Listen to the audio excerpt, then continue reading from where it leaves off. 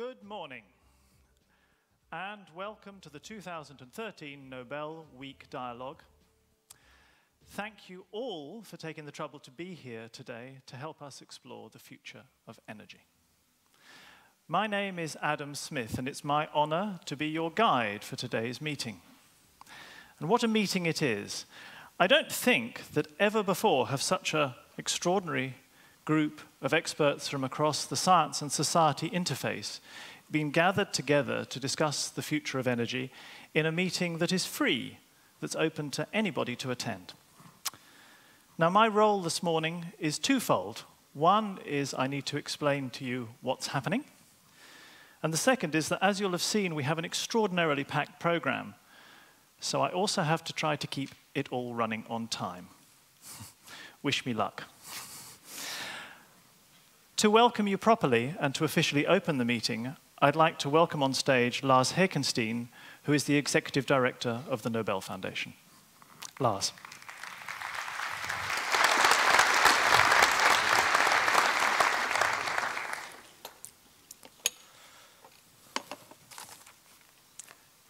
Your Excellencies, dear laureates, ladies and gentlemen, friends, a warm welcome to the Nobel Week Dialogue, the second of its kind, and for the first time here in Gothenburg. During the Nobel Week, we are paying tribute to those who have been awarded the Nobel Prize. We are doing this by listening to their lectures and by, of course, handing over the prize to them, and by the magnificent banquet. The focus of the Nobel Week is naturally on those who have received the prize, on their contributions. This is as it should be.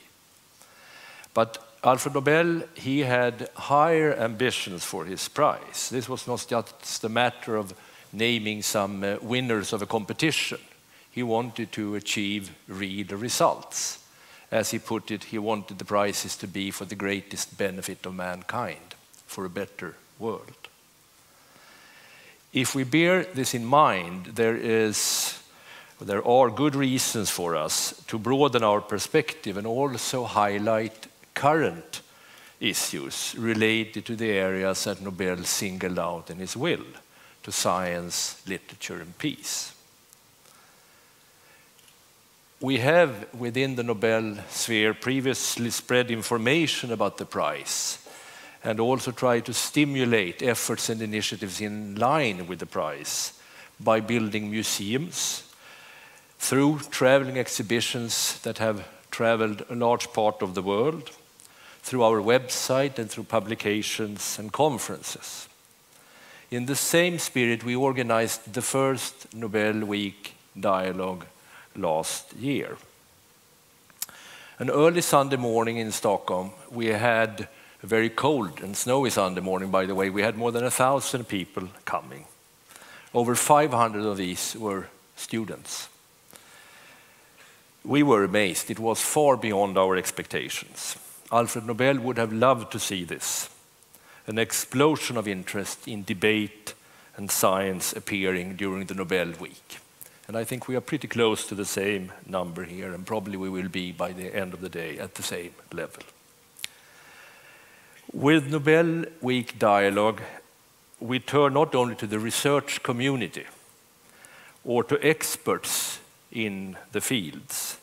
We also wanted to reach out to the general public and to decision makers and highlight the existing things that are happening today in science in order to inspire and influence.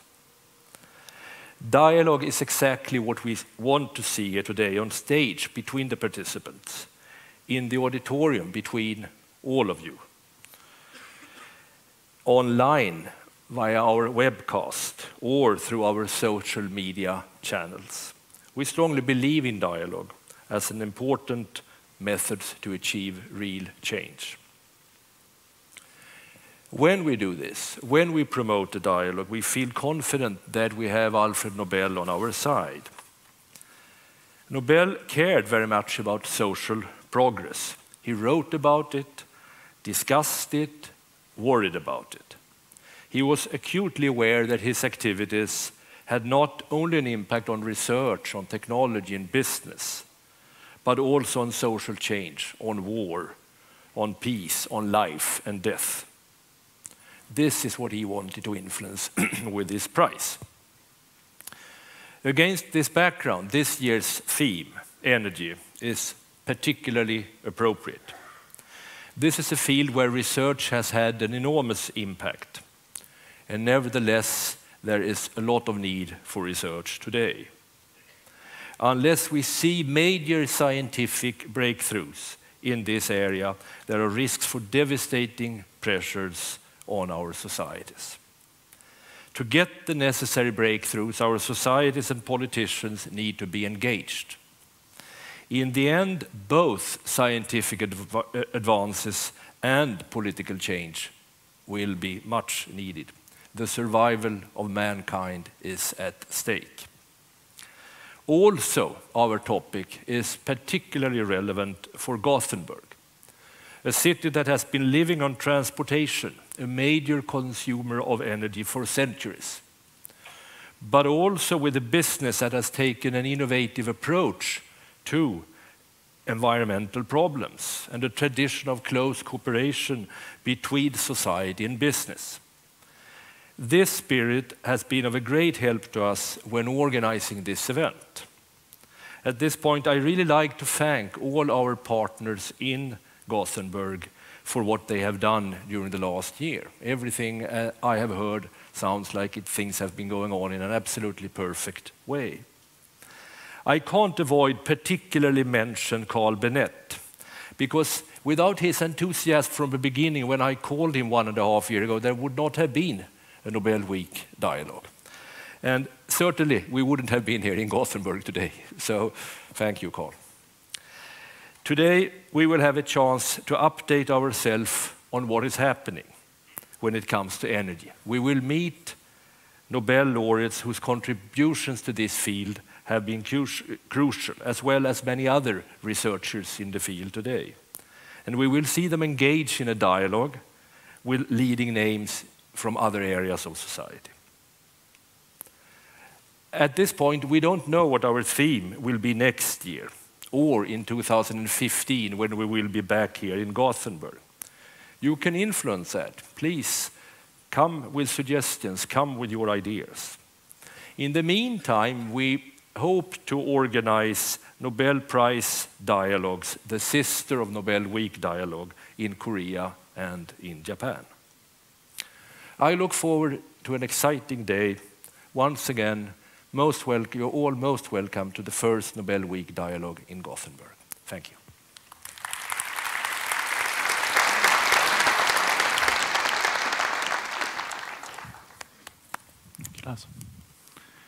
Thank you, Lars. Now, as you'll have seen from your program, the day is broadly divided into two. This morning, we will all be here for listening to a mixture of lectures and panel discussions. And then at lunchtime, everything splits up into multiple parallel sessions, and I'll explain more about those later. And we carry on with parallel discussion sessions in which you're very much invited to participate and ask questions and talk throughout the afternoon. And then we finally come together again for a closing panel here in this room. Now, the lectures this morning are designed to introduce some of the themes that we'd like to bear in mind throughout the course of our day's discussions. And I'm very pleased to say that for our opening short talk, we have Anna-Karin Hatt, the Swedish Minister for Information Technology and Energy, with us. She managed to arrive with precise timing at 10 o'clock. And here she is, Anna-Karin Hatt.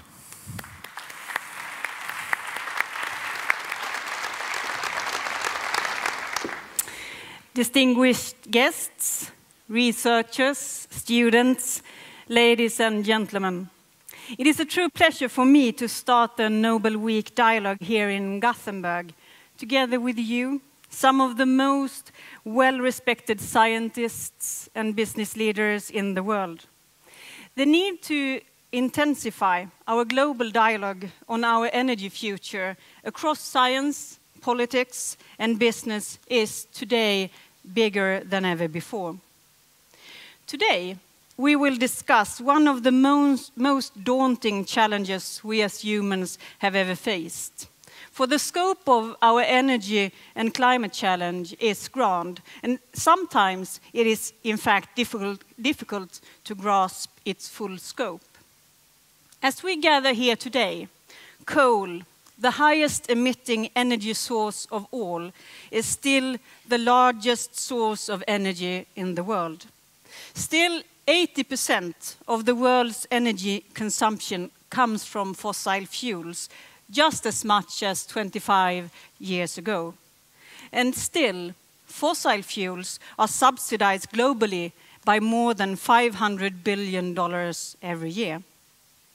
At the same time, climate scientists, clearer than ever, have established the fact that we as humans are responsible for the warming of our planet, and that our seemingly endless thirst of fossil fuels is to blame. Our natural reaction when facing these facts must be to work even harder to change this through political action. And increased dialogue between people, regions, and leaders is a cornerstone of effective policy making. This insight is especially important today, when the economic downturn to a large extent has shifted the focus of too many policymakers away from combating climate change. But instead of letting that make us resort into pessimism, we must use the window of opportunity we have and work even harder and show that it is truly possible to combine high economic growth with high ambitions on sustainability and climate change. Because there is hope, and there are trends that could lead to substantial changes in our energy landscape. To be able to halt climate change, we need more of global action and stronger leadership. The first step on that road in Europe must be for the European Union next year to agree on a strong climate and energy framework for 2030. A strong position and a strong leadership from the European Union is necessary if the world at the Global Climate Summit in Paris in 2015 shall be able to sign the global climate agreement that we all need.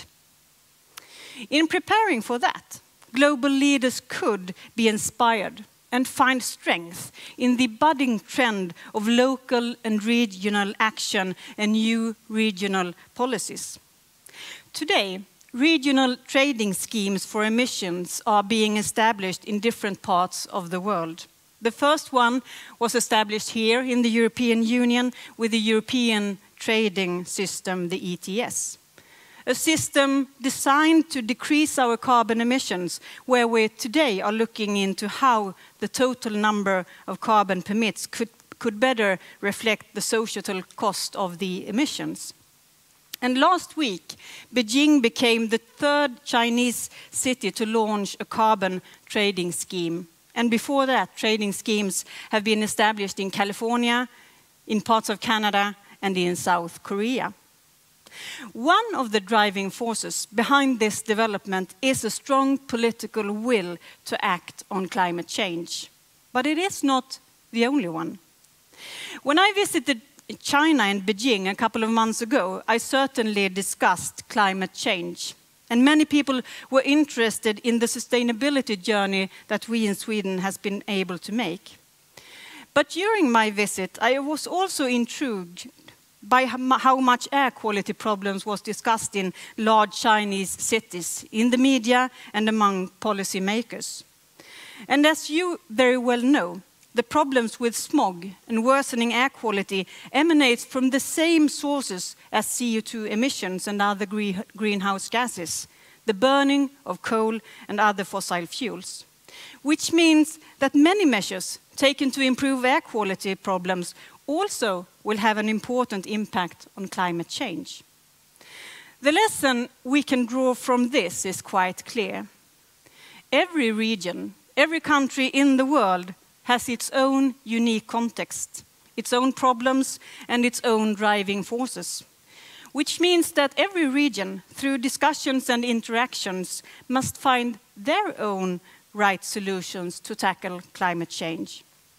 In Sweden, the major driving force might be the will to act on climate change. In Brazil, a driving force might be the deforestation in the Amazon rainforest. And in China, the driving force might be the need to improve air quality. But in the end, every measure taken, regardless of driving force behind, will help us tackle climate change. Ladies and gentlemen, climate change is global and needs a global response.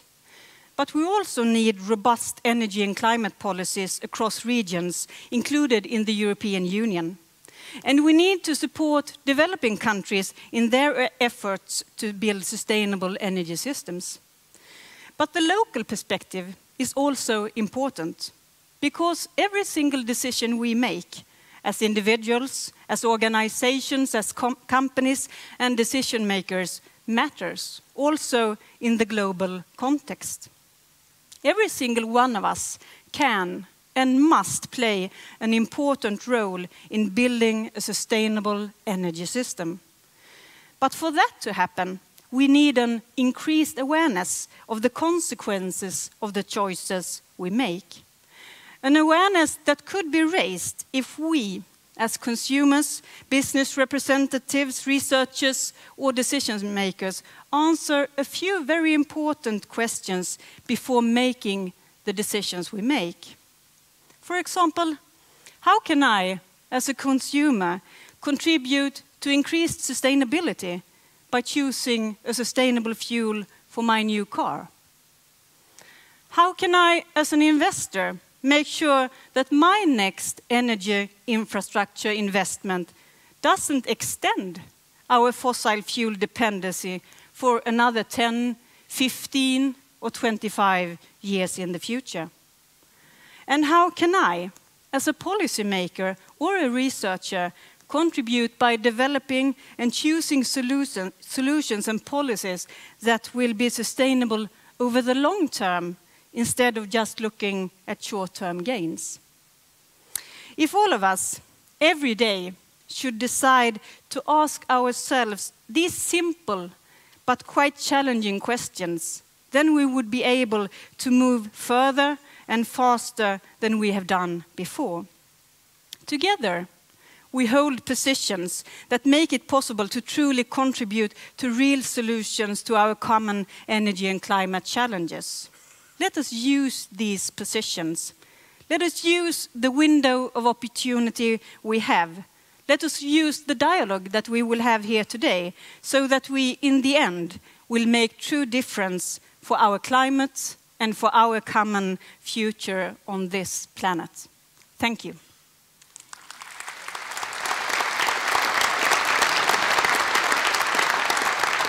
Thank you very much indeed. Thank you.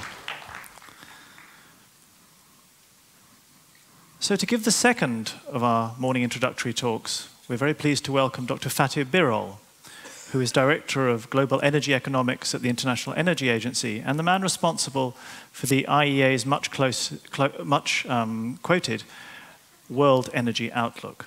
So it gives me pleasure to welcome Fatih Birol.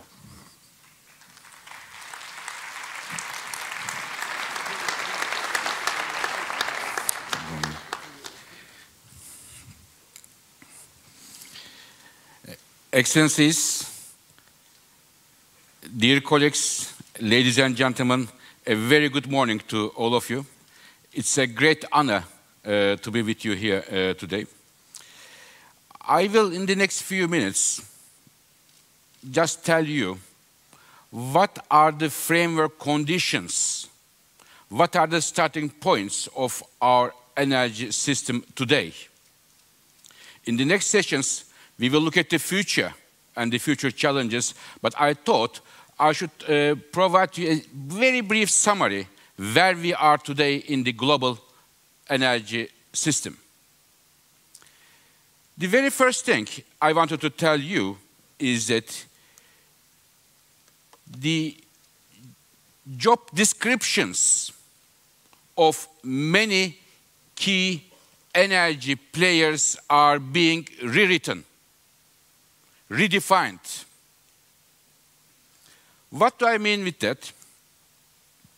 Some countries which have been years and years major energy importers are now turning to be significant energy exporters, such as the United States. US has been a significant gas exporter, and very soon we will see US to be one of the key natural gas exporters, from being importer to exporter, as a result of the so-called shale gas revolution. Another country is Brazil. Brazil is becoming a significant oil exporter around 2015, only 2 years from now, as a result of two major policies. One, increasing production, especially in the deep water offshore. And second, Brazilian government has years and years pushed a biofuels policy in order to replace the oil products in the transportation sector. So less oil consumption and increasing production means Brazil is becoming a major oil exporter around 2015. So changing completely the job description. Another point is that there are some countries we knew in the energy map as major energy exporters and influence the markets as an energy exporter, such as the Middle East countries. They are at the same time becoming major energy consumers and affecting the global energy markets as a consumer as well. According to World Energy Outlook, in about 20 years of time, if not less, Middle East countries will consume, use oil at home equal to what China consumes today. They will consume oil as much as China today. So changing again the job description, not only an exporter, but also a major consumer and affecting the markets. Third, the patterns of trade is changing. You know this map, the world map, and there are some arrows, the trade going from this place to another, from different continents. It is changing. Where does the energy go from? And where it ends up? For example, Canada, a big change. The life for Canadians were until recently very simple. They produced oil, they produced gas, and they send it to South, to United States, and get the cash. However, United States, as a result of the shale gas revolution, and now going on the shale oil surge, US will not need much more of Canadian energy. And Canada is a major energy country, and they have to export energy, and now Canada is turning its face to Asia. We will see more Canadian oil and gas moving to Asia. Again, another example is Russia. Russia has had one single loyal customer, the client, if I may say so, which is Europe. However, for at least two reasons, Russia has to look for new markets. In Europe, natural gas demand, we expect in the World Energy Outlook, will come to the pre-crisis level only early 2020s. It is going down substantially. Not need for much gas, at least for the next 10 years. Second, there are new sources of supply which can come to the European markets including the American gas, which pushes Russia to look for alternative trade patterns, which is again, the address is the same: Asia, China, Japan, and other countries. So again, the trade patterns are changing. To sum up, the dynamics are very, very strong in the global energy markets, and there's a major change, and as a result of that, we see the roles of the key players are changing. There are, however, certain things that do not change, which I wish to see they are changing. One of them is, as Minister Hatt mentioned, increasing carbon dioxide emissions. Energy sector, ladies and gentlemen, is crucial to address climate change, as 2/3 of the emissions leading to climate change come from the energy sector. Without fixing the problem in energy sector, we have no chance whatsoever to solve the problem of climate change. And when we look at our trends, we are perfectly in line with the temperature increase up to 3.6 degrees Celsius. This is significantly higher than the level that told us by the scientists, which is tolerable, which is 2 degrees Celsius increase in the global temperature. The difference between 2 degrees and 3.6 degrees is not something that we just take our jacket off and we continue to go as it is. It will have devastating impacts for all of us. We will hear from different scientists today, including Mr. Pachahuri, that 3.6 degrees Celsius temperature increase will have major implications in terms of the increased frequency of extreme weather events, sea level rise, more and more heat waves, and the lack of water, availability of water. And the world is loyally and continuously following this trend, mainly as a result of the emissions coming from the energy sector. Another thing which didn't change and even became worse is an issue which is at the heart of the climate change debate.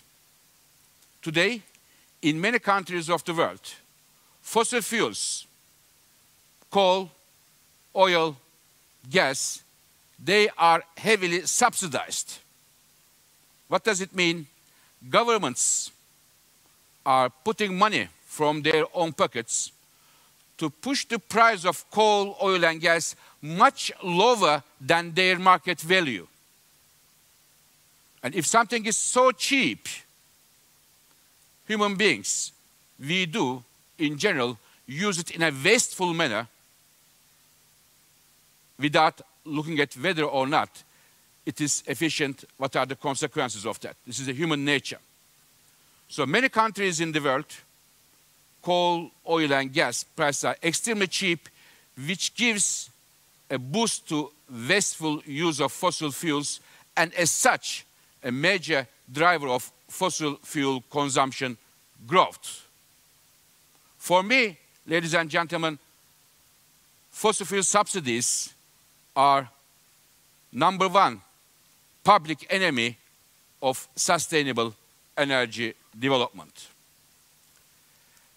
Another issue that I would like to see changing but doesn't change is a subject we have been covering in the World Energy Outlook since almost 10 years. And now it is becoming an important topic at the international energy debate. It is the following.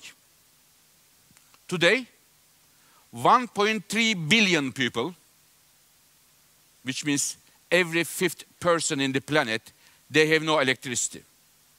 They have no access to electricity.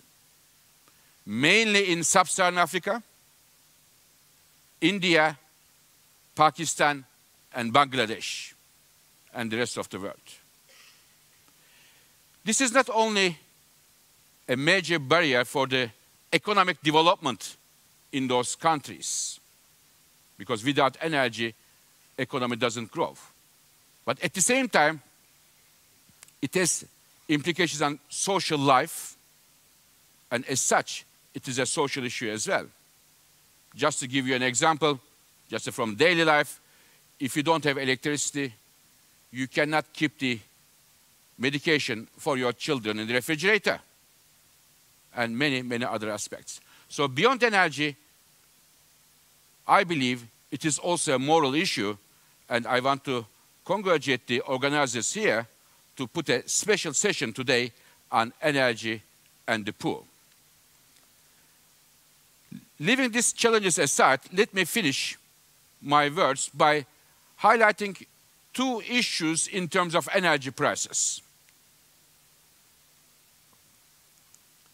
Many of us may have not noticed, but since 3 years, almost 3 years, oil prices are averaging over $100. It is something that we have never seen in the history. And this is becoming a major hurdle for the countries, especially developing energy importing countries, for their current account balance, for their economies. And when I look at the future, I do not see major reasons to expect that the oil prices will go down in a substantial way and in a long period of time. Therefore, high oil prices is something that we need to take into consideration in our decision-making system. Another point about the energy prices is something which is at the heart of the debate today in Europe, in Asia, as well as in the United States. Namely, natural gas prices, a very important fuel for the bulk of the world, and electricity prices are diverging in different countries. Today, in Europe, natural gas prices are 3 times higher than those in the United States, and in Asia, 5 times higher than in the United States. Again, electricity prices in Europe are 2.5 times higher than those in the United States. And this price differential between the countries, between the regions, provide a very important dimension for the competitiveness of those economies. For example, the energy-intensive sectors in Europe, such as petrochemicals, iron steel, glass, cement, energy cost is a substantial part of their total cost. And if the energy cost is very high, they will have major difficulties to compete with their rivals in the US and elsewhere. And as a result, we may well see knock-on effects of the European economy with the very different prices between Europe and other parts of the world. And as such, I believe the year 2014, next year, will be very crucial for Europe to shape sound energy policies for the prosperity of the European economy for the next years to come. So these are some points I thought I share with you to provide a basis for our discussions this afternoon, which I am very much looking forward to. Thank you very much for your attention. Thank you. Thank you very much indeed, Fatih Birol. And happily, we'll hear more from Fatih Birol very soon when he joins a panel discussion. But before that, we have one further introductory talk this morning, when Karl-Henrik Svanberg, the chairman of BP and Volvo, is going to remind us about how we should view timelines and how we should think about future scenarios when thinking about the future of energy. So may I introduce Carl-Henrik Svanberg. Thank you. Thank you. Distinguished guests, Nobel Laureates, ladies and gentlemen, it is a true privilege to stand here today and share some of our thoughts. First of all, let me say that I agree with many of Fatih Birol's remarks on the scale and the energy challenges facing us today. Some of us here will talk about what needs to happen. Others will talk about what they think will happen.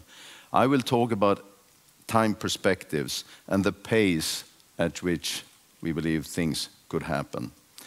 I believe that an open dialogue, that this one here today, they are critical to establish a common ground for action. We need to move fast, as time is not on our side. We can't pretend that, for example, the climate change isn't a serious issue. But neither can we pretend that renewables are the only solution and that they are already available at scale. We know that the energy demand will rise, continue to rise, driven by the increase in population and in economic growth.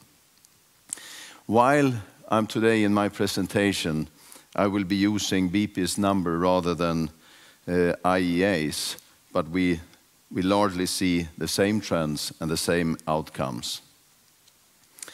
As we think about the energy future, there are two things that I would like to mention here now. Firstly, where will the energy demand grow? Today, roughly 45% of the world's energy consumption is in the OECD countries. The majority is in the developing world. Energy demand will grow by some estimated 40% in the next 20 years. This equates to 2 times United States energy consumption in addition to what the world is using today. OECD energy consumption will remain largely flat. And actually in countries like Sweden, where we are today, show us that it is in fact possible for advanced economies to grow economically and still show a falling energy demand. But over 90% of the energy demand growth will come from the developing world, where billions of people are striving to reach the same standard of living as we in the OECD countries enjoy today. By 2030, some 2/3 of the energy demand will come from the emerging markets, and by 2050, it could be close to 3/4 of the world's energy demand will come from the emerging markets. We all, of course, have a joint responsibility to deal with the energy and climate challenges. But frankly, if we cannot find solutions, efficient solutions in the emerging markets, our efforts here in Europe will not help us much. The second thing to bear in mind is the significance of cost of energy for development. Today in OECD, it takes roughly 1 barrel of oil equivalent, be it oil, gas, wind, solar, to generate $1,000 of GDP. So if it is oil, it's around $100 to create $1,000 of GDP. If it is coal, it's a bit less. If it's wind or solar, it's a bit more. In the developing markets, it takes 2 barrels of oil equivalent to create $1,000 of GDP. This is because in the developing world, energy, it is not just fueling economic growth, but it's also fueling the transformation from an agricultural society to an industrial society with all the urbanization that follows. As these economies mature, they will obviously also be less energy intensive, but their peak energy demand is still several decades away. The challenge is therefore twofold. firstly, to supply enough energy to meet the demand, and secondly, to do so in a sustainable way, balancing environmental concern with economic prosperity. All forms of energy will be needed. It's not a matter of either or. And even if in the most radical scenario from IEA, the so-called 450 scenario, the fossil fuels remain a major source of energy. And unfortunately, without any disruptive technologies in sight, renewables cannot be expected to make a contribution on scale that many would hope for several decades. Renewables are the fastest growing source of energy, but it grows from such a small base, low base, that even by 2030, we expect non-hydro renewables to not make up more than 6 to 7% of the total supply. These alternative technologies are not generally competitive today, and that is why we see a need for such heavy subsidies. Any such subsidies must be transitional and be phased down as scale and technology lowers cost. Otherwise, it will not be possible for finance ministers to balance the books. If this is not judged correctly, there is a risk of subsidies suddenly being withdrawn, and at worst, they may risk jeopardizing the entire renewable industry. So to stimulate renewable investments is a large challenge for policymakers and to get it right. The most important step, in my view, is to put a price on carbon. And I cannot understand why those that burn carbon can do that free of charge. We must get that right. We must also learn from the unintended consequences of commendable efforts in Europe. Tough emission reductions were mandated, and an emission trading schemes was implemented. It was a good scheme. In addition, extra renewable energy targets were implemented. It was so successful that the price of carbon emission rights now has fallen to almost nothing here in Europe. Meanwhile, in the US, the shale revolution has led to gas displacing coal in power generation.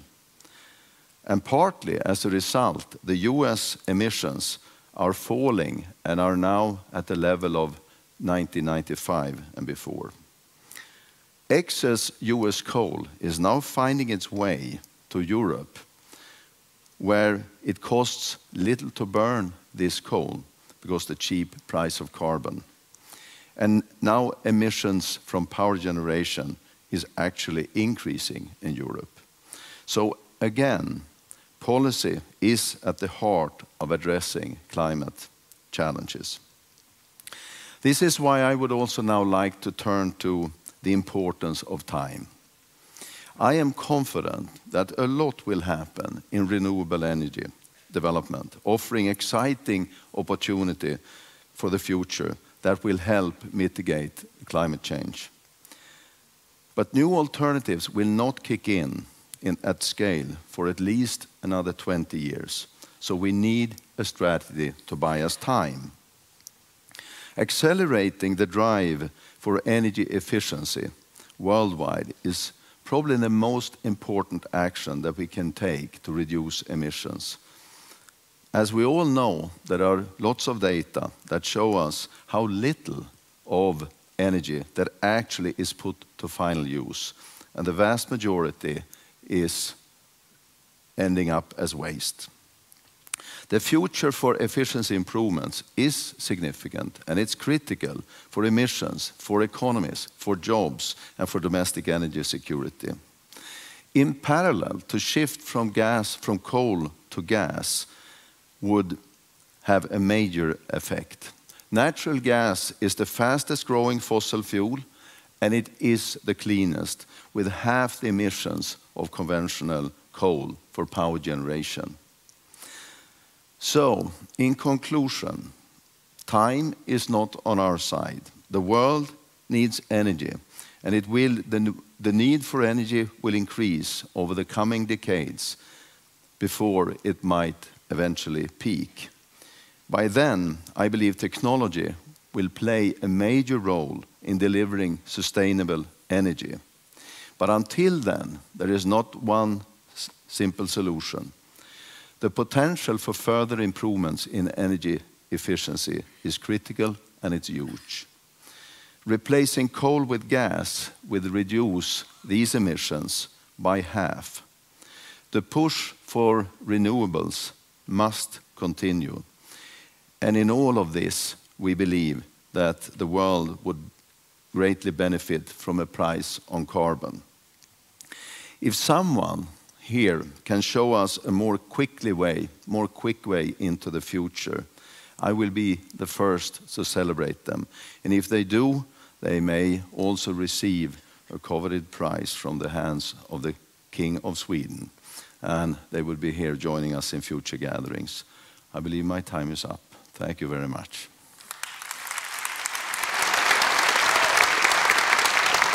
Very much. Thank you. Thank you. So, I mentioned before the IEA's World Energy Outlook, and of course there are a number of outlooks that people look to when trying to predict the future. And we thought it would be interesting to gather again together some of the people responsible for those main outlooks and have them in a panel discussion. And so that's what we have now.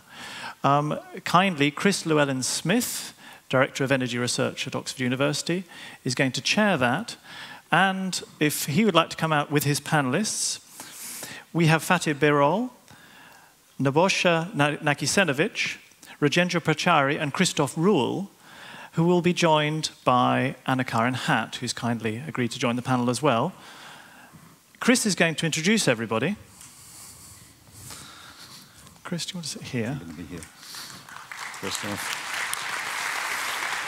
You're here. Aki. Anna-Karin, you're here. Aki, you're here.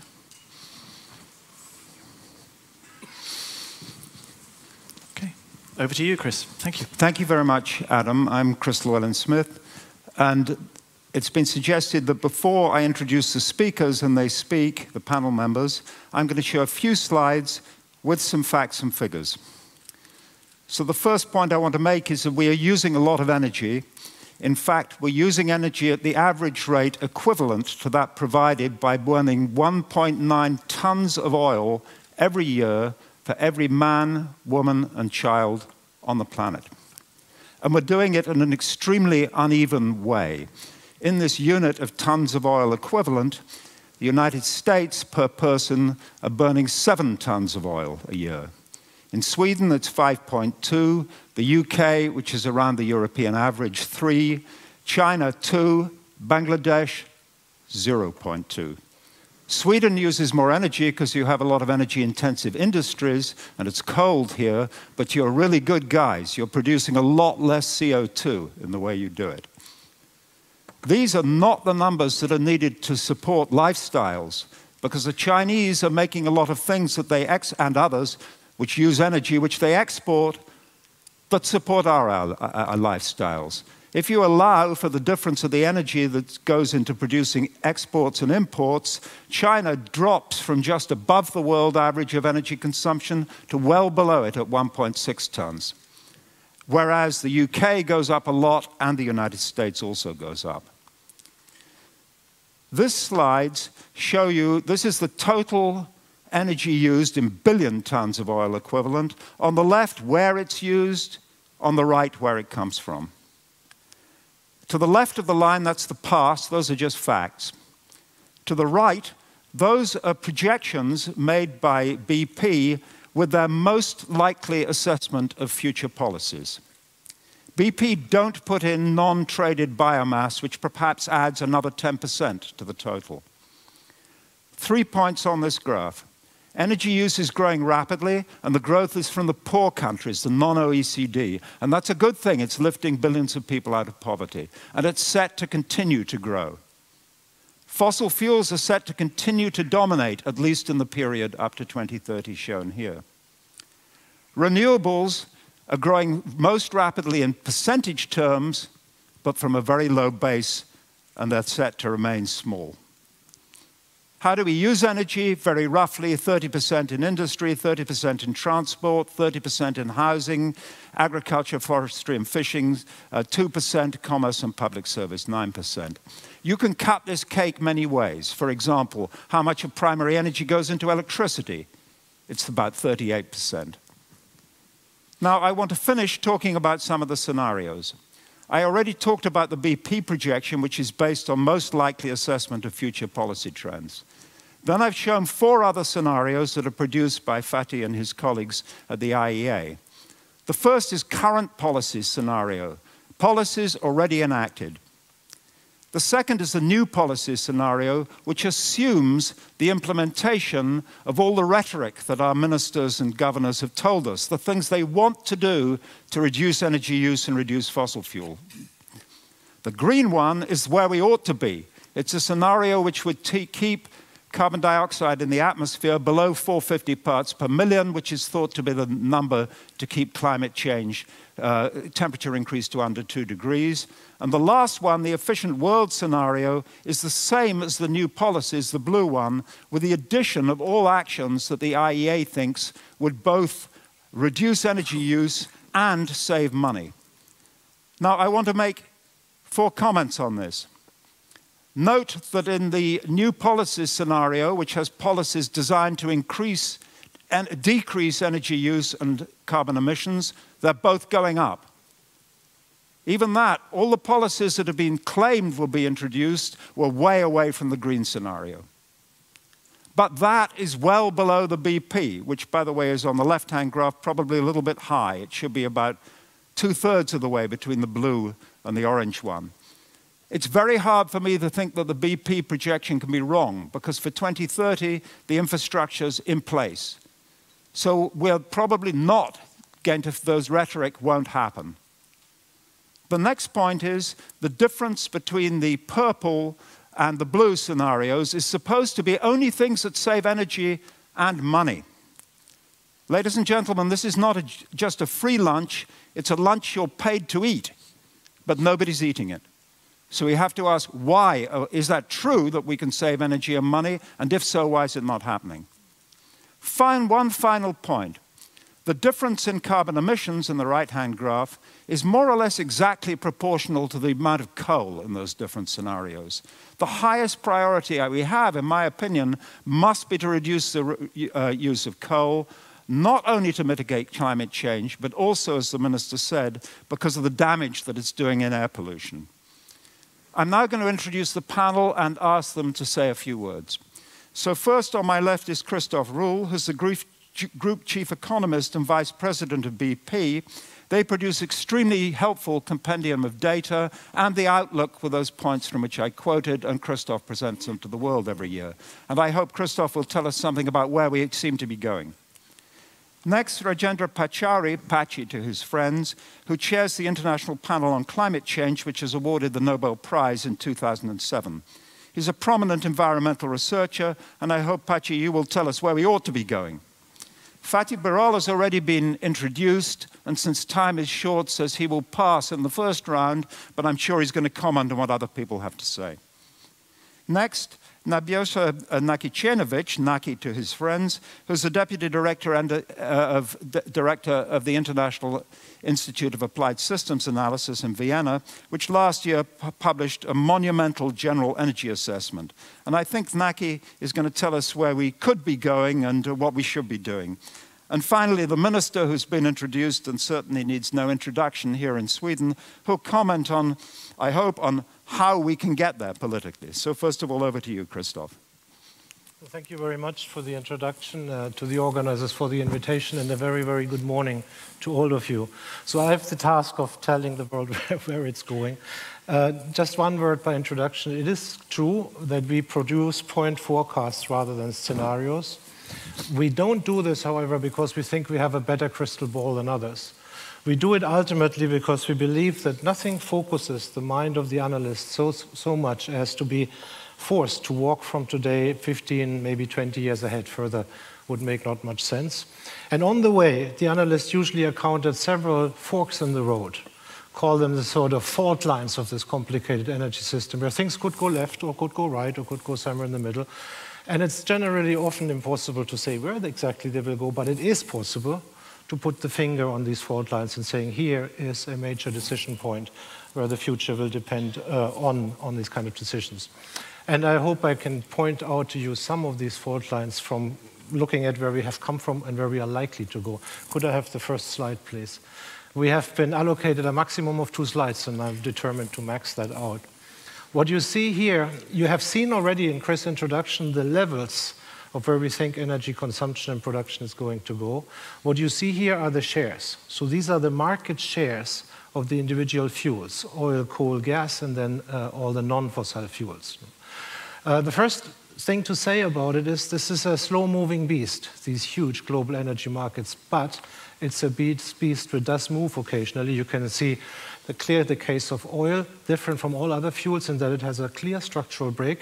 In 1973, first oil price crisis, when prices suddenly became very expensive. Ever since, the market share of oil is falling in the global system. We don't see any reason for that to change. And ever since, of course, oil has been, in energy terms, the most expensive of all the fuels. It's falling because in power generation and industry, wherever possible, oil loses market share where there are cheaper other fuels against which it has to compete. It hasn't so far lost much in transport because there were no other fuels historically against which it had to compete. The mirror image, natural gas, increasing steadily, steady as she goes, on the base of more availability worldwide, also against the background of increased tradability with LNG, and lately, of course, also with the shale revolution. Coal in the middle. We tend to forget that this uppick of coal, which made coal such a headline figure, especially in the climate change discussions, is relatively recent. It's about the last 10, 12 years, based on industrialization in Asia, in particular in China. We do think that that will peter out as China either manages to rebalance its economy away from heavy infrastructure, industrial, export-oriented mass production, or as Chinese growth slow if they don't manage to rebalance their economy. And one last general point, you see the non-fossil fuels, nuclear, renewables, and hydroelectricity, and you see how small their share actually is. To give you a hard number, last year, 2012, the share of renewables proper, excluding hydroelectricity, worldwide, including biofuels, jumped from 2.2 to 2.4% in the global energy mix. That is the reason why we think we are likely to be based in a system still majority fossil fuel 20 years from now, because even if you apply very high growth rates, that's not going to change the world much. I want to use this to make 3 quick points for the discussion. The first one is interesting in its own right. These are the data now out to 35, which hasn't been published yet, but I haven't doctored them. It looks as if we are on a trajectory for convergence in the fossil fuel mix. This is interesting in its own right because it would indeed be the first time in human history that we don't have a dominant fuel. Yeah, we used to have wood, then coal, then the age of oil. It looks as if these fuels converge, and at least in the case of oil and gas, that is also driven by competition. Second point, and an important one for the environmental discussion, you see how particular natural gas and coal are converging. This is driven by heavy competition in the power sector. We saw a splendid example of how that can work across continents, no longer just within countries, last year, when we had an enormous increase of natural gas driven by the shale gas revolution in power generation in the US, so much so that a lot of coal became idle, and it was, so to speak, forced into exile by the shale gas revolution. A lot of it entered Europe, and so unfortunately what we had in Europe was an increase, mirror image of the US, an increase of gas, of coal and the replacement of gas in power generation. Why does it matter? Because if you generate 1 kilowatt hour of power, of electricity with natural gas, you have about 50% of the emissions you get from coal. Right? And so when you now look just at the sheer order of magnitudes, 1/3 of global consumption, coal, more than 1/4 natural gas, less than 2.5% renewables, then for those of us interested in the environment, the question emerges, and I pointed out drastically, what's it going to be? Fear of fracking or the conscious replacement of more coal with natural gas in the energy mix. Because if you replace another 2 or 3% of coal with natural gas globally, utilizing the fact that we have this intercontinental competition between those fuels now, chances are that the effect is much better than ratcheting up renewables by an even higher percentage, just for discussion. And the third point I wanted to make here is there's an interesting sort of parallel on the surface. If you look at the growth rates of nuclear versus renewables, they almost look identical. Now, we know what happened to nuclear in the 70s and early 80s. Growth hit a ceiling there, ostensibly because of political discussions, security problems, all the rest of it. But the fact of the matter is that nuclear also always was a highly subsidized fuel, and for various reasons did not manage to bring its unit costs down. And just one example as an economist, if you have a nuclear exercise, you will not be able to find private insurance against the consequences of a nuclear accident anywhere in the world. Right? That is a very high subsidy right there. Renewables also are, as a sector, highly subsidized, much more so than fossil fuels if you take into account the size. And so the question emerges, is there a threat that renewables sort of face the same fate and also hit a glass ceiling? And the answer is, we don't think so, but if they don't manage to become more competitive, there is this problem that at some point finance ministers are on their knees and you can't go beyond a certain level if you have a wholly subsidized sector, even if everybody wants it. And we see this, how this works in Europe right now, where renewable subsidies are being cut left, right, and center, exactly in that region of the world where penetration rates are highest and there, therefore, subsidies are highest. And then I want to max it out, as I said. On the left-hand side, same picture as before, just squeezed together a little bit, these global fuel shares. On the right-hand side, also something important to keep in mind. This is economic growth, basically, the way GDP has grown since 1970s and is projected to grow. Now compare that first with energy consumption. And what we see is a scissor opening actually very nicely. That scissor between GDP growth and energy consumption growth is energy intensity. That is perhaps the broadest possible measure of energy efficiency there is. And we know a lot from the data we are working with every day what opens that scissor so nicely. It's the high cost of energy, it's competition, it's innovation, both on consuming fuels and producing fuels. It's all these things, and being crude and short, associated with functioning markets. Then there's another scissor here. This is energy consumption and then carbon emissions, only from energy use. That's the only thing measured there. And you see that until today, that scissor has opened remarkably little and is not projected to make major progress in the future. And that, to my mind, is the upshot of what we can read when we study these long-term developments of absolute fuel consumption or of fuel shares. There's a reason for that scissor not opening very wide enough. That is the absence of most of the measures which drive the efficiency gains between GDP growth and energy consumption. In particular, of course, the absence of a price for carbon, but also the absence of certain discussions of other ways of saving carbon, short of moving the system immediately to renewable, which just physically is not possible without crashing those very poor economies which have been mentioned before. Thank you. Thank you very much, Christoph. Pachi, can we move to you? Thank you very much. Firstly, let me express my gratitude for this opportunity. And I'm going to be very brief, so I'm not even going to use a slide. But let me say my major concern is the fact that we need to bring about a major transition in the energy sector by which we can reduce emissions of greenhouse gases and carbon dioxide in particular. And we have very valuable and extremely well-researched assessments and projections of energy, which have just been mentioned. But let me say that I would like to see much greater depth and much deeper analysis of issues like energy access. You know, we have 1.2 to 1.3 billion people who have no access to electricity.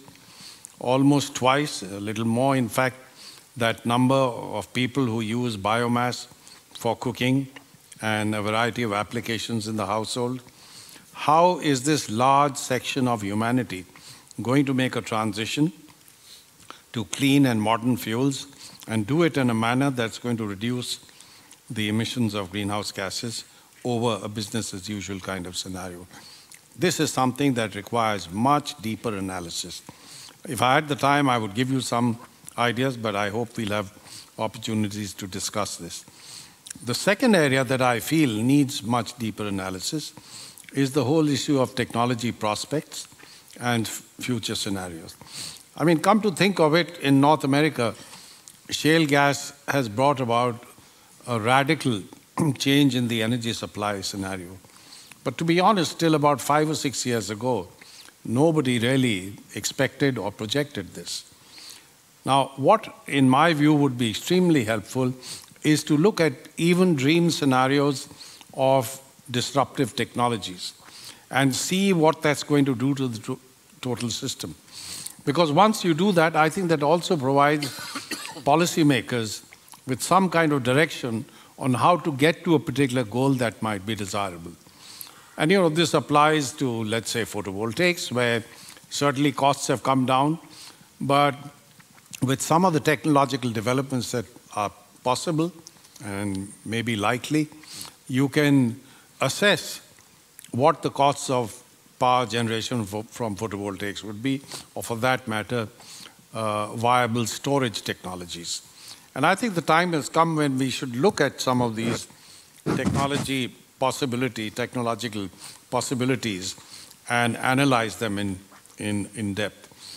The other area which I think would help greatly is to look at case studies of how we've been able to de-link growth and energy demand. The projections that you saw and the past record of energy consumption clearly shows a divergence between the rate of growth of GDP or GNP versus energy consumption. But what would be extremely helpful is to develop case studies of what has worked and what has not worked. The other area where I think we need far better understanding is on energy prices. Now, I realize that's a hazardous area. I mean, I myself in 1985 published a book brought out by Johns Hopkins University Press. It was called, basically to do with the global oil market. I called it The Political Economy of Global Energy. And I carried out a very detailed bean counting approach of the energy supply countries, the oil supply countries, and then came up with a projection that oil prices would actually go up. That was in '85. And there was just a few weeks before oil prices actually crashed. So you can imagine the sales of my book also followed the same direction. So at the end, the publisher told me they have 100 or 200 copies left over, and I could pick them up if they wanted. So I'm not saying that projecting prices is an easy proposition, but I think we need much deeper understanding. Finally, I would like to submit two researchers in the area that in a few months we'll be bringing out the Working Group 3 report as part of the 5th assessment report of the IPCC, where we're going to look at mitigation possibilities. That will have to be translated into actions that will tell us how to achieve certain levels of mitigation that are assessed and carefully evaluated in that particular report. Reference has already been made to the fact that we have several low-cost and negative cost opportunities. In the 4th assessment report, we had assessed that in 2030, there would be 6 gigatons of CO2 equivalent mitigation potential that could be realized at net negative cost. It would be very interesting to see how and why that's not being realized. Now, of course, a great deal lies in the realm of pricing, taxation, subsidies, incentives, disincentives, and regulation. But it seems to me, looking at some of these barriers and institutional issues by which we can translate the assessment of the 5th assessment report into actionable policies is something that I think a lot of researchers will have to pay attention to. So I'll stop here. Thank you. Thank you very much. Okay. Naki, floor is yours. Good morning. Good morning. I would also like to thank the organizers for the invitation to be at this important meeting. In the interest of time, I will make 2 points. Number one is I will argue that we need transformational change to achieve the energy challenges. Pachi mentioned access. I think that's central. Access, but then there is also issue of energy security, climate change being major planetary challenge. So we need, I would like to show my first slide, please. This is not new in some sense. We had major energy revolutions behind us, and I just wanted to illustrate this in a rhythm of 50 years. If you look, for example, railways, aircraft, communication, individual transport and manufacturing, just before 1900, there were very few people who thought that even heavier than air flying machines would be possible at all. And so when we look in the future, we need this kind of disruptive technologies. This is where I'm with Pachi, and we need also new systems, not just technology. So I offer here a couple of candidates. I'm not grazing into a crystal ball, as you mentioned at the beginning, but just look at the top right, superconductive infrastructure together with Maglev's. Japanese are already building a Maglev, and there is one in Shinkansen operating. So these are the challenges. So my second point is, to understand this transformation, we need a longer-term perspective. It is not enough to look for next 10, 20 years to the hill of the current trends. We have to look beyond and see what the opportunities are to meet the challenges. What I'm saying now is based on the Global Energy Assessment that you can download from the website if you're interested. You see here the historical emissions of carbon dioxide increasing at about 2%, and the dotted lines show the range of about 1,000 scenarios in the literature. So you might think, okay, we don't know much about the problem.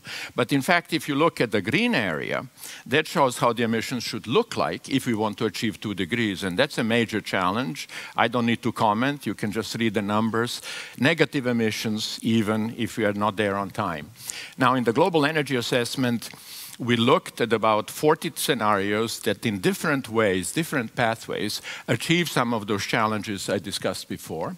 And they fall in this area. So they fulfill the climate goals, and they're illustrated there, but in a fundamentally different way. And all of them provide universal access by 2030. That was one of the goals, improved security, and so on. And here, Pachi mentioned IPCC. I'll conclude by, if that projects. Yeah, also an IPCC scenario prepared for IPCC that stabilizes at higher than 50% likelihood below 2 degrees. Now, let me just conclude by saying this kind of revolution or transformation requires huge upfront investments, about double the current ones. And I think that's the real major challenge, policies plus investment. So I will leave it here in interest of time, but I think this kind of future is possible, but it requires completely different approach to energy planning and investment and deployment of new technologies. Thank you very much. Anna-Karin? Thank you. I should like to raise 3 issues which I think are very important to bear in mind if politics and decision makers should react in the right way on what we have heard today and before. The first is clear and long-term commitment. The second being good examples, really needed. And the third is to put the correct price on carbon. When it comes to the first point, clear and long-term commitment, I'm very proud that acting on climate change is a top priority for the Swedish government. We aim at decreasing our CO2 emissions by 40% to 2020, increase energy efficiency by 20%, and we have many other ambitious goals in the future, not least to be carbon neutral by 2050.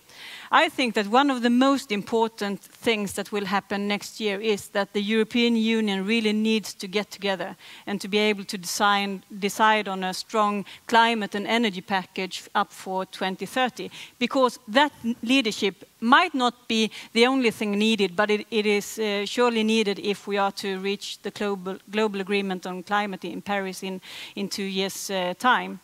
The other one is that I think if we should be able to reach that long-term commitment, then we need good examples. And I think that one of the contributions that we can make as a country from Sweden is to describe the sustainability journey that we have been able to do so far. We have lots more to do, not least in transportations, but since 1990, we have been able to combine decreased carbon emissions with high economic growth. And I think that that's the issue that every government throughout the world is thinking about today. Do I have to choose between sustainability on one hand and economic growth on the other hand?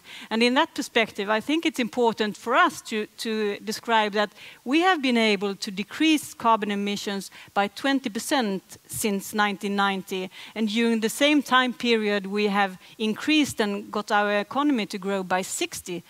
So decoupling is really important as a good example in order to make decision makers see that it's possible to combine those at the same time.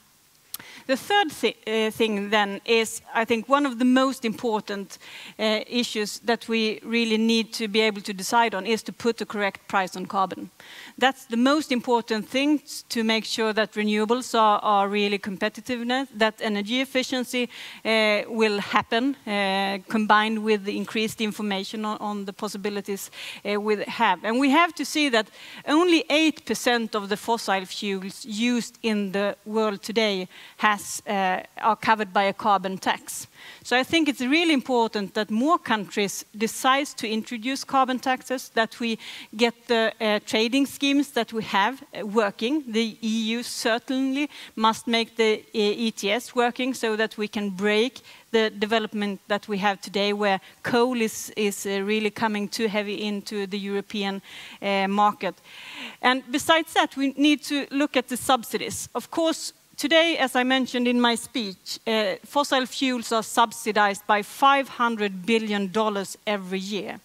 That's 6 times more than governments globally are putting into subsidies on renewables. This truly has to change. And I think that if we are to handle this, if we are capable to handle this, long-term commitment, good examples, putting a correct price on carbon, then we will be able to make sure that renewables can increase, that energy efficiency can happen, and that we will move in a direction where the new energy infrastructure that we build today will not prolong our dependency on fossil fuels. Thank you. So all the speakers, including me, have gone over time, but I didn't stop them because they were being so interesting. We have about 5 minutes for discussion between the panel, and I'd like to ask Fatih, first of all, if there's any points that you'd really like to pick up or questions to the panel. Thank you, Chris. I have 3 points, altogether 3 minutes in cumulative terms. So, first, efficiency. I am not as pessimistic as you are, Chris, in terms of efficiency. First of all, numbers. 2012, the global energy efficiency improvement was about 4 times higher than the global average of the last 10 years. This is not driven by the climate change concerns. This is mainly driven by the high price concerns and bring the cost of energy down. And the second one is the local pollution issues. So therefore, I would expect that the energy efficiency will be an important part of every government's policy, and we will see some improvements here, number one. Number two, about the energy prices. I had a similar experience with my colleague Pachi, who has been a source of inspiration for me many years. Pachi, thank you very much. In 2008, we made a major analysis in the World Energy Outlook, and the analysis said on oil is that the era of cheap oil is over. This is the message we wanted to give. But in the November of that year, oil prices went down to $30. And I had the press conference. So what am I going to say to the press? It's $30, and the message is the era of cheap oil is over. We still gave that message, and today, since 5 years, oil prices are, as we expected, about $100.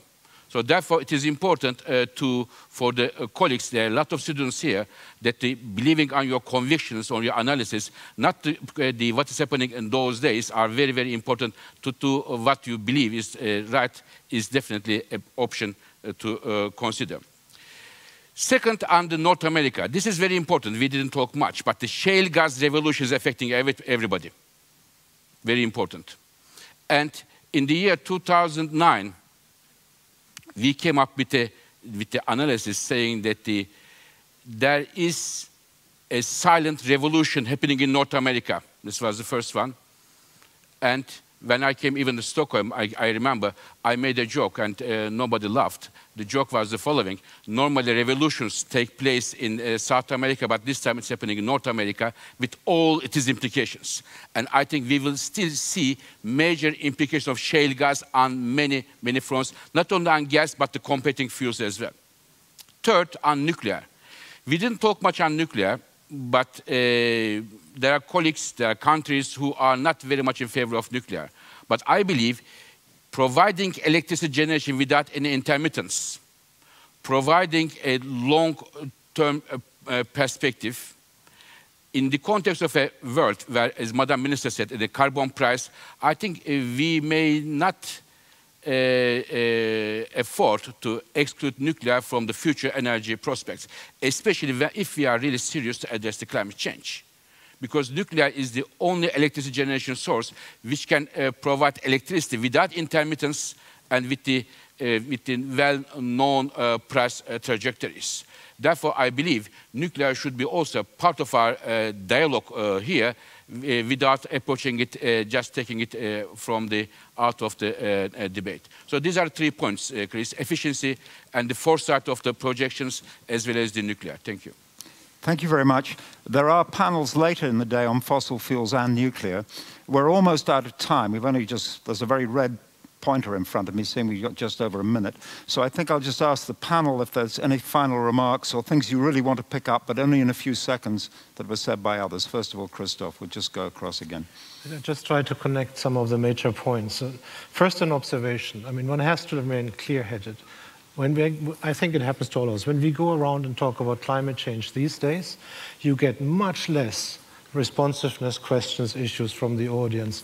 The level of interest sort of has gone down, maybe not so much in Sweden. And I think one of the major reasons for this is that for years, all of us have been guilty to one extent or another of making 2 points which are just not right. One is that we know how to solve this, renewable CCS, whatever it was. And the second is that it will not be expensive, but could actually be done cheap or at no economic cost. People have realized that's not true. It's going to be a hell of a problem. It's going to be expensive. And so they react accordingly. Secondly, on the role of course, we all would wish sort of major technological breakthroughs. We have case studies with shale where they come from. They follow in energy just like the same pattern like anywhere else in the economy. High prices, scarce resources, competition, you get results.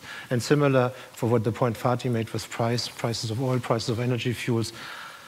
Like it or not, high prices, including a carbon price, do change things, do have an impact, more than most of the regulations we have come up with so far. Well, I'll jump in over here. I'd beg to differ. I can tell you there are umpteen opportunities where you can really achieve reduction in emissions and energy use at net negative cost. And we don't have time for me to come up with these examples, but there is a plethora of so many opportunities. So I think for us to say that it's going to be expensive, I'm sorry, it's something that I disagree with entirely, and the analysis very, very clearly shows that you can bring about reduction in emissions and actually gain in economic terms. And I think there are plenty of examples in Europe itself that I'd like to highlight. Well, into overtime. Is there anything you can say in just a soundbite that you wish to add? 10 seconds, maybe. 10 seconds. We did not talk about efficiency. That's connected to Patri's point. Yeah. Efficiency is central, and that brings multiple benefits. Okay.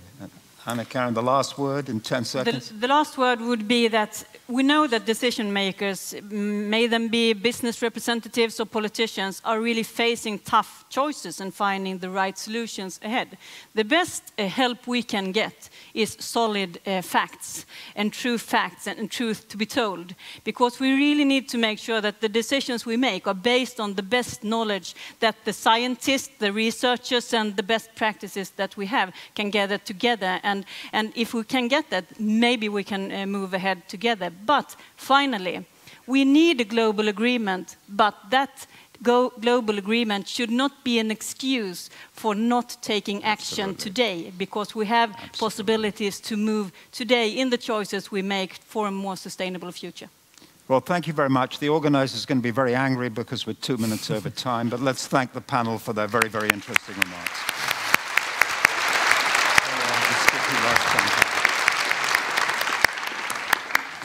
Thank you very much, Chris, and all your panelists. I mean, the purpose of these morning sessions was in part to sow seeds for the discussions during the rest of the day, and I think you did that absolutely beautifully. And we do have panels on pretty much every topic that came up during the discussion, so thank you all very much.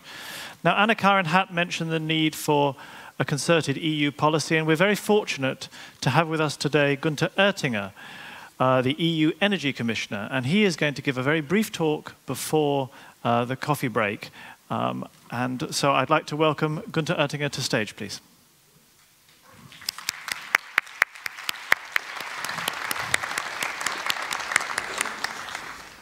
Hello again. Thank you. Director, dear Adam Smith, ladies and gentlemen, I'm honored to speak to such a distinguished audience today. The European Union has much to thank the Nobel tradition for. Alfred Nobel's call for fraternity between nations presaged the European community. His wishes for the benefit of mankind anticipated the EU's ambitions for the well-being of its people. For over 100 years, Nobel Prize winners have helped to find solutions to the world's most pressing challenges. For over 60 years, the European Union community and now our European Union have followed a similar path. Today, the future of energy is one of the challenges, not just for Europe, but for the world. And the EU is enabling member states and our global partners to develop pragmatic and timely responses. Let me start with global energy demand. Rising demand for the world's limited fossil fuels is a risk to security.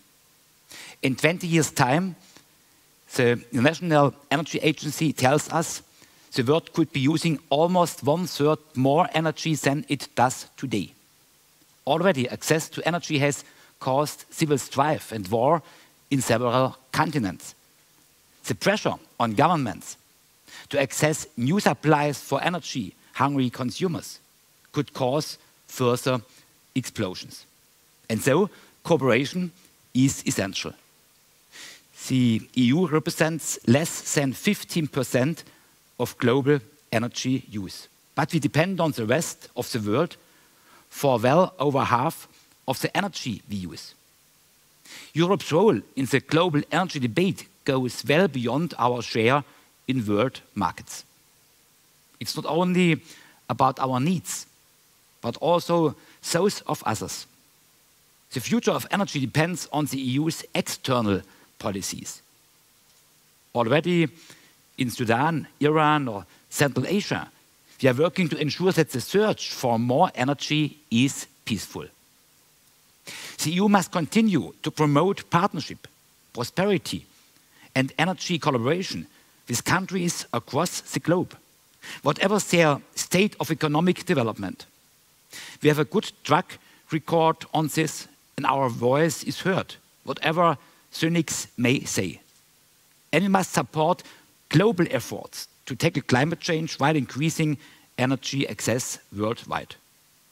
Ladies and gentlemen, energy is largely responsible for climate change, but it can also be a major part of the solution. Our ability to deal with climate change will depend on our energy choices. And those energy choices are being made today in Europe, Asia, America, in government offices, in laboratories, in businesses, in households across the globe. All of us in this room today are part of these choices. And the future has to be low carbon. And so we have to have more renewables. I would like renewable energy's share to continue to increase in Europe. A lot needs to happen to ensure that this takes place. Key is the integration of renewables into the overall system. And this requires planning, coordination, and significant investment. I'm in favor of realistic, ambitious targets that are then met on the ground. Europe also has to become much more energy efficient and help the rest of the world to develop using less, much less energy. We need to bring efficient carbon capture and storage to markets so we can burn gas and coal without further damaging the climate. Europe is committed to working with its partners in the United Nations to deliver significant cuts in greenhouse gas emissions within the framework of a strong global agreement. And we want a global energy transformation. This is what we have started in Europe. But an energy transformation brings its own economic and social challenges. How much will it cost? Can we make the changes in time? And who will pay? The Commission's 2050 energy roadmap makes clear that the energy transformation will cost no more and could cost less than business as usual. But that does not disguise the fact that the sums involved are unprecedented, not billions, but trillions of euros in Europe alone. That is why the European Union is determined to complete an open, competitive and integrated energy market as soon as possible. Because competitive markets are the way to get investments moving while keeping prices down. Because open markets encourage new providers, new technologies and new services. And because only integrated markets can ensure that renewable supplies are secure supplies. Europe's energy market now includes over 30 countries, including Norway or Switzerland or West Balkan states. With the right political support and regulatory control, it can become the world's most efficient, low-carbon and intelligent regional energy system. It can be the home for a new generation of energy providers and energy consumers. Consumers who are themselves renewable energy producers. And energy companies who make a profit out of selling less.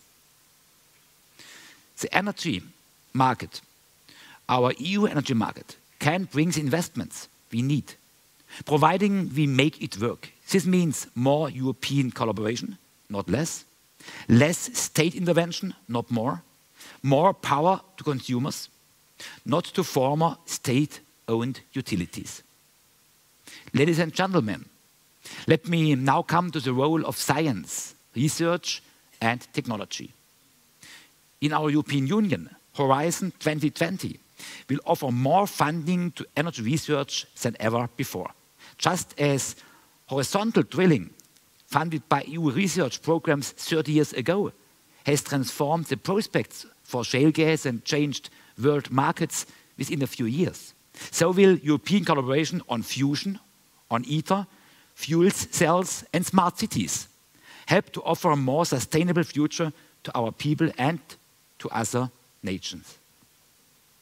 It's no coincidence that the EU names its research fellowships after Marie Curie, a winner of not one but 2 Nobel Prizes in physics and in chemistry. At the core of our strategy is an integrated approach. Why? Because although isolated technological advances are a necessary first step, they are not sufficient as they only increase society's prosperity once they are integrated into overall energy systems. We want to bring together policymakers, researchers, industry, the marketing world and users. We want to join up different research communities, energy production and storage, mobility and ICT and the like.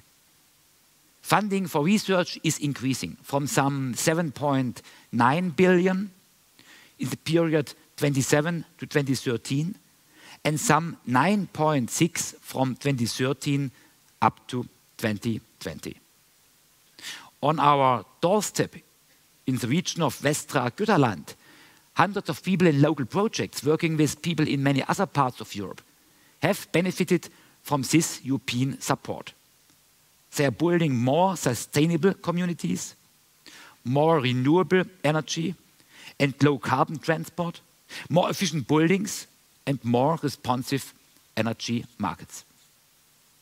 Our energy future will be driven by technology and by those who create and use this technology.